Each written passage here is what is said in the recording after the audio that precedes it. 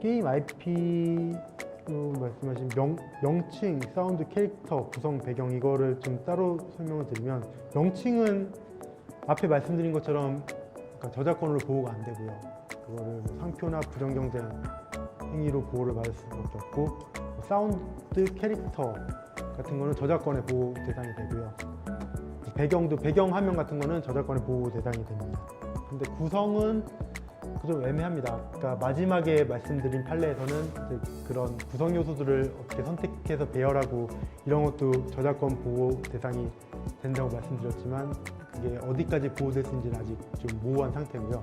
그리고 이게 다 저작권 보호 대상이 되는 거는 이게 뭔가 등록이나 하는 절차 필요 없이 그 창작한 것만으로 자동으로 보호가 됩니다.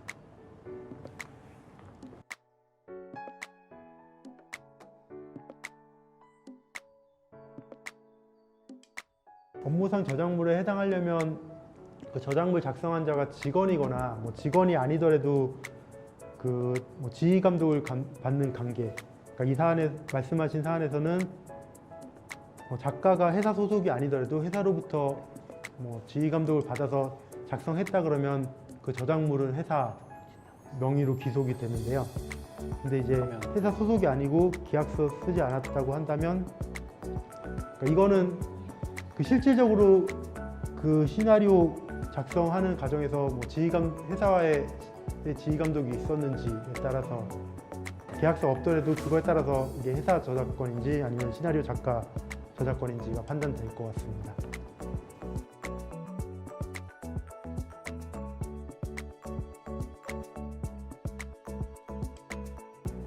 그런 규칙들도 뭐 이렇게 선택하고 배열하고 조합하는데 독창성이 있으면 저작권을 보호하겠다라는 입장이었던 것 같고, 그거는 그러니까 기존에 있던 게임들하고도 비교를 해가지고 어느 정도 독창성이 있는지, 그래서 저작권으로 보호받을 수 있는지에 따라서 달라질 것 같습니다.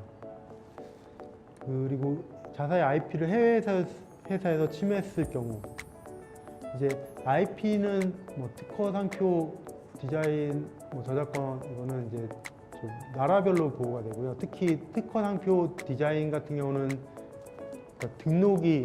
그러니까 출원해서 등록을 해야 되는데 그걸 나라별로 해야 됩니다. 그래서 예컨대 특허라고 했을 때 해외 회사가, 그러니까 특허가 이제 한국에 등록돼 있다고 했을 때 해외 회사가 그런 특허를 침해하는 서비스를 국내에서 했다 그러면, 한국에서 했다 그러면 그 특허권 침해라고 얘기할 수 있고요. 그렇지 않고 한국에만 특허가 등록돼 있는데 해외 회사가 해외에서 그 특허를 침해하는 서비스를 했다 그러면 그거를 그 나라에 특허가 등록되어 있지 않는 한 특허 침해를 주장할 수 없습니다. 그 저작권의 경우에는 그것도 결국 우리나라에 있는 저작권은 국내에만 효력이 있는데요. 그 저작권은 뭐 등록이라는 뭐 절차 필요 없이 보호되는 건데, 거의 대부분의 국가가 그런 동일한 기준으로 저작권을 보호하고 있습니다. 그래서 이거는 저작권은 국내에서 어떤 게임을 만들어 서비스 했다고 하더라도 이거는 그러니까 해외에서 이제 그 저작권을 보호받을 수 있고요. 그럼 해외 회사가 국내는 물건 해외에서 이제 꼭 동일하게 서비스를 하게 되면 저작권 침해가 문제될 수 있습니다.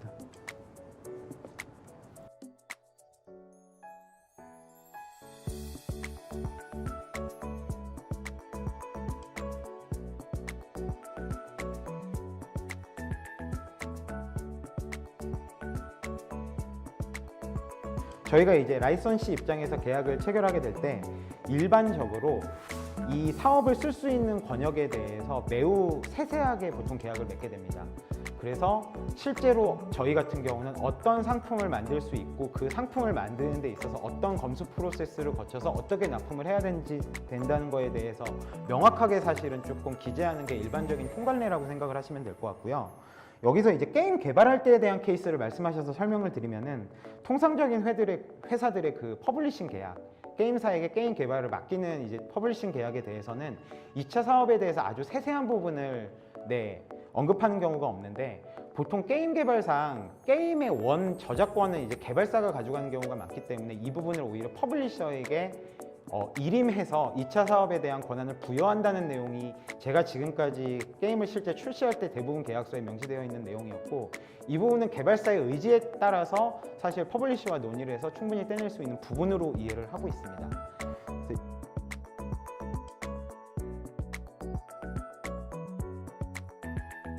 저희도 이걸 사업을 진행함에 있어서 사실 저희가 실제 이걸로 매출을 내고 ROI를 낼 수 있는지에 대한 고민을 해야 된다고 생각하면은, 게임 같은 경우 그래도 좀 명확한 정량적인 지표가 있다고 생각을 합니다. 이제 뭐 게임사 같은 경우 당연히 그 게임의 트래픽이라든지 유저들이 어떤 패턴으로 실제로 게임에서 플레이하고 있는지에 대한 데이터를 이미 상당히 많이 쌓아놓고 계신데요. 그 데이터들에 대해서 공개 가능한 범위에서 저희가 살펴봤을 때, 이걸로 인해서 저희가 실제로 상품을 개발하고 이걸 출시했을 때 어느 정도 매출이 나올 수 있는지에 대해서 저희가 판단을 하게 되는데, 이런 데이터에 대해서 일단 투명하게 열어주실 수 있는 IP 홀더들이 있을 경우에 상대적으로 보면은 좀 더 IP 사업에 대해서 관심을 많이 가지고 계신 경우가 있는 것 같아요. 그래서 물론 IP의 인기도 중요하고 당연히 트래픽이 많고 많은 유저에게 사랑을 받고 있는 IP가 더 좋겠다는 생각은 하지만, 단순히 그런 좀 메가 IP가 아니더라도 명확하게 조금 유저가 상대적으로 적더라도 게임에 대해서 많은 애착을 가지고 있는 분들이 사실은 지표상 많이 존재해서 저희가 거기에 맞게 사업을 전개할 수 있다고 생각을 할 때는 꼭 메가 IP가 아니더라도 저희가 그렇게 좀 데이터들을 보고 저희 내부의 시뮬레이션을 통해서 실제로 IP를 획득하는 경우를 가지고 있습니다. 앞서 말씀드렸던 거에서 인디게임사도 사실 그런 케이스였다고 보시면 될 것 같고요. 그 게임사에서 전달하고자 하는 메시지에 대해서도 저희도 동의하는 바가 있었고, 그런 측면에서 저희가 좀 데이터를 사실은 보고 결국 이 부분을 판단하는 게 맞다는 말씀을 드리고 싶습니다.